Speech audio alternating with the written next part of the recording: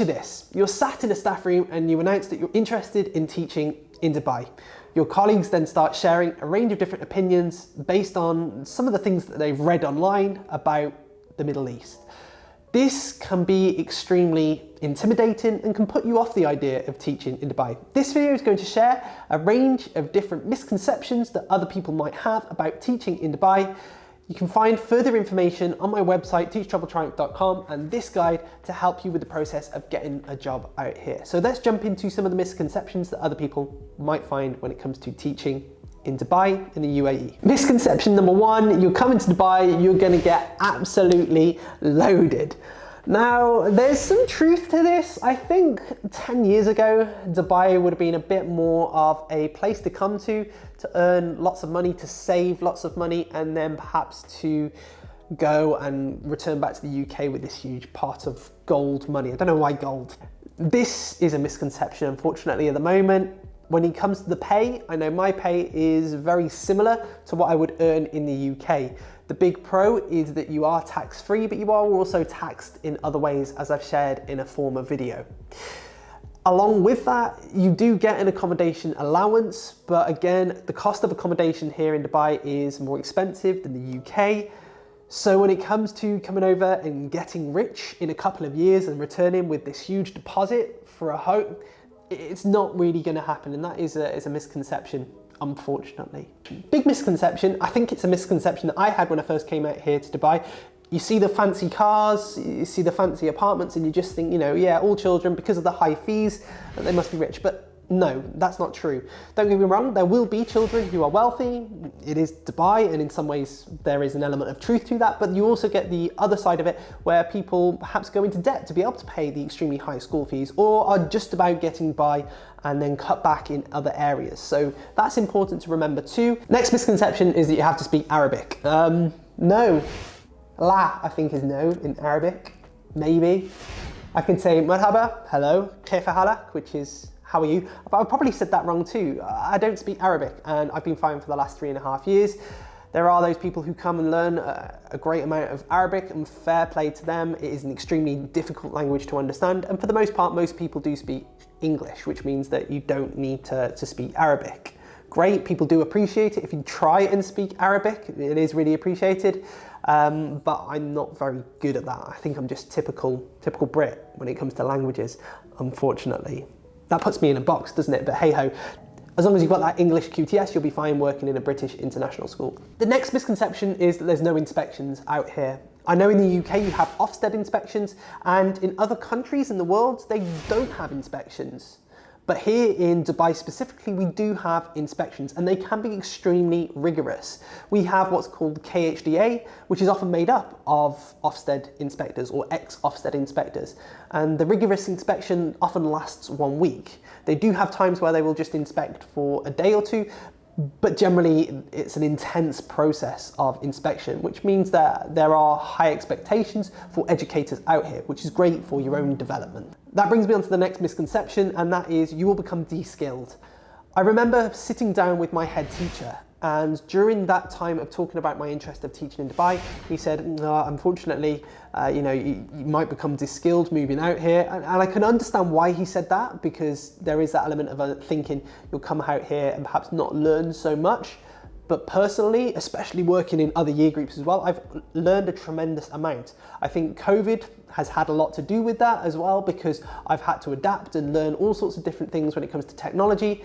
One of the big pros of teaching out here is access to technology and innovation. So I've been able to develop through a technological stance, and that's been really good for my own professional development too. So there is that really good chance that you will become more skilled through developing your technology side of things. Next misconception is that you have to have 2 years of experience. That is a big misconception. You don't actually need to have 2 years of experience now.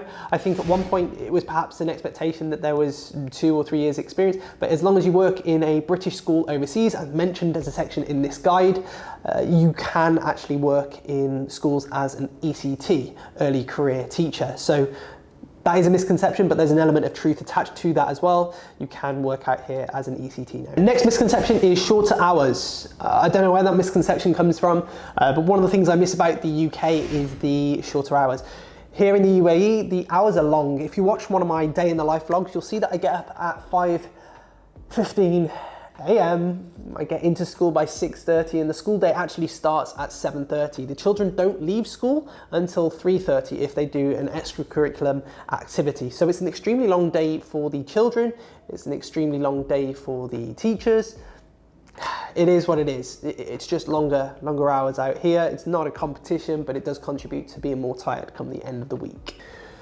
So you'd expect there to be longer holidays. Again, there's an element of truth to this. There used to be a lot longer holidays. You used to get an extra week in summer and an extra week in Christmas. Now you only get an extra week at Christmas. I say only, it is an extra week. So there is an element of truth to this. I would say though, on the flip side, when it comes to that third term, you don't get a half term there. It's usually attached to Eid, so you get a couple of days, but it's not quite a full week like you do in the UK. So holidays just about balance out. I'd say you probably get a couple of days extra holiday in the UAE. So there's an element of truth to that misconception. The next misconception related to the children is that children don't speak English.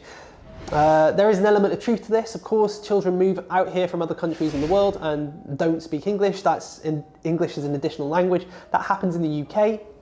For the most part though, children speak great English. They come from other areas in the world. Speaking about my school, we have a high expat community, but the children generally speak great English. For those children who do struggle with English, we have things in place to try and support them with that. Next misconception related to money is that you get big bonuses. Element of truth to this. I know of schools where, especially non-for-profit schools, where there's an amount of funds at the end of the year that gets distributed amongst the other teachers. For myself, I've never had some sort of bonus come the end of the year. That's generally not something that happens. However, you do get a gratuity. And what that means is that during each 12 months that you work, you get a certain amount of money. I'll put a sidebar on how the gratuity works here in the UAE. You get a certain amount of money for every 12 months that you work, which means at the end of your service, let's say you worked for 2 years, you get X amount of money. So that, I guess, is a bit of a bonus, and then if you invest that sensibly, that can form your pension or something else. Maybe you just want to go and spend that, up to you. The next misconception is definitely one that I thought, and that is that you'll only teach out here for 2 years. There are so many expats that come out here and go, oh yeah, I'll teach for 2 years, save X amount of money and then just go home. Generally speaking though, I said the same, and this is my 4th year teaching, considering doing a 5th year. So that's a general misconception. There are individuals, of course, who do stick to that and are quite disciplined. They earn X amount of money and then go home.